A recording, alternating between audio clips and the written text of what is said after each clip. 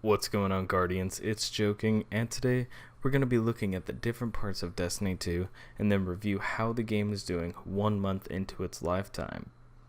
Now, to start, I can't speak for the new players coming to Destiny 2, but for the veterans, we're met with a heartwarming slideshow showcasing some of our most memorable triumphs over the 3 years we spent fighting the darkness, from as early as the Black Garden to the final showdown with Axis, and then we're prompted to start a new adventure. Let's talk about the campaign. The Cabal have attacked the city with a plan beyond what we thought possible.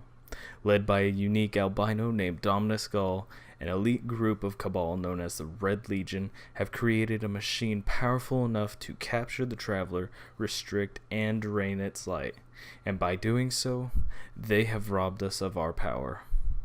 Having been rendered weak and defenseless after our attempted assault on the Cabal command ship, we hobble our way through the broken city we vowed to protect. We find our ghost, leave the city, and meet Hawthorne.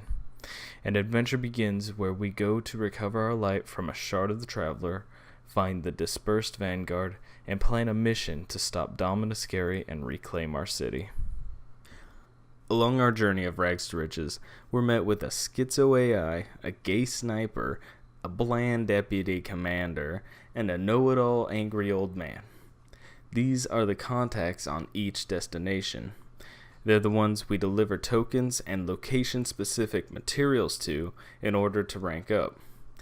Some of the rewards along the way through the story include our choice of one of 3 exotics. This will happen maybe a few times. Each destination has a different slew of enemies, but wherever you go, the Red Legion will follow. That's a given. One of the things that'll happen to most, if not all players, is getting distracted through your missions, public events, lost sectors, HVTs, etc. You'll probably get distracted. I know I was a victim of these activities and was levels ahead of where I was supposed to be when I got back to the campaign. But it's not all a bad thing. In fact, it's pretty awesome. You'll get tons of loot, you'll get your 3rd subclass, level up quick, and it's a great way to pass the time. Aspects like this in the game really show its quasi-MMO elements. Okay. Grinding, repetition, insanity. We're talking about the end game. Gary is defeated, the Traveler has returned its light, the credits have rolled, and the final cutscene has been played. What the hell do you do now? You play the game. Much like the first Destiny, you have to grind and play the same activities over and over again until you reach a power level high enough to play other activities in order to reach the level cap. For some, this is tedious and boring. Others are totally down for it. You play the small activities, then play the major activities such as the Raid, Trials, and the soon-to-come Iron Banner. Along the way, you'll collect loot, tons and tons of loot, which will also have lore. Now, the lore may not be as expansive as it was with its predecessor, what with its grimoire library you could read on the internet, but now gear such as exotics and certain activity drops will come with a nice paragraph or 2 of information.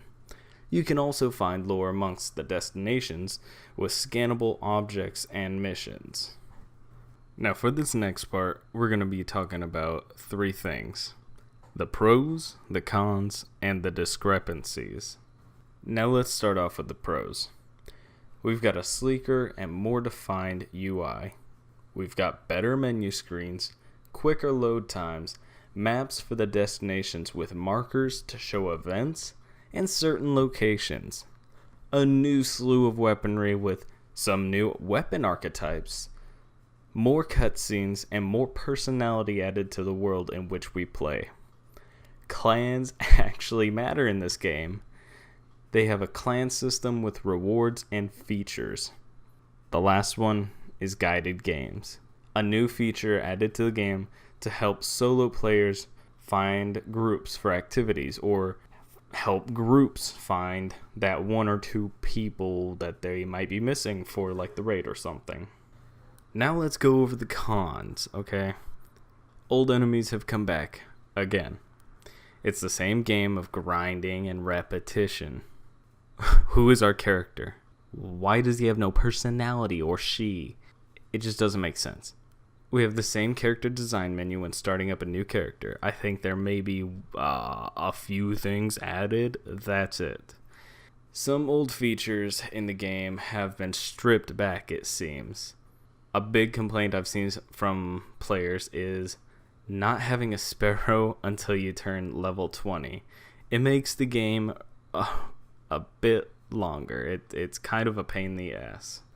Now let's talk about the discrepancies. And by discrepancies, I mean issues that the community has gone back and forth over, like this side doesn't like this side is okay with it. Some think this of the game, others think the opposite. Blah, you get the point, blah, blah, blah. Let's start off with the biggest thing and one of the most common issues I've heard from people. The shader system, okay? The shader system has been changed to a limited use system, but you are now allowed to change the shader for each individual piece of gear, including most weapons. Now, I've also heard people say that Dominus Skull is a cliche villain. Probably. I don't care all that much, personally. Microtransactions. Some people, and these people are out of their fucking minds, are saying the game is becoming pay to win. It's not, okay? Yes, it seems that Activision very clearly has their hands in the game with all these microtransactions where you can buy bright engrams, and that's where you get most of the shaders, where you can get a lot of shaders, ornaments for your exotics. You get the point. Now, looking at the game and reviewing it, what I think of it, if I had to give it a score, I'm going to give Destiny 2 an 8.5 out of 10. I think this is a fitting score because though it has its faults, and believe me, I know it does, I firmly believe that the pros outweigh the cons. Though a lot of elements and mechanics have been reused, Bungie has reused them in a way that fits well. We've been given a game with an actual clear story. We understand what we're doing and why we're doing it. Again, it's the same game of go here, interact with this, and kill them until the time runs out. The progress through destinations and missions is heavily slowed down by not having a sparrow until you reach level 20. But can you blame a company for wanting people to admire the environment that they've created for us? Really no big deal. Destiny 2 is a game that is worth playing. I will personally be putting days worth of time into and not regret it. Destiny 2 gets an 8.5 out of 10. That's my final score. I look forward to the future content of it and hope for a better lifetime than the first Destiny had. I believe in Bungie, and I believe that they're going to satisfy their customers. Alright, Guardians, well that's it for this video. I hope you found it informative, helpful in developing your own opinions. If you enjoyed the video, please don't forget to like, comment, subscribe to the channel. I've been really slow, incredibly slow about putting out Destiny 2 content like I said I was going to, but I am going to try a little harder with some stuff. Yeah. We'll see you, Starside.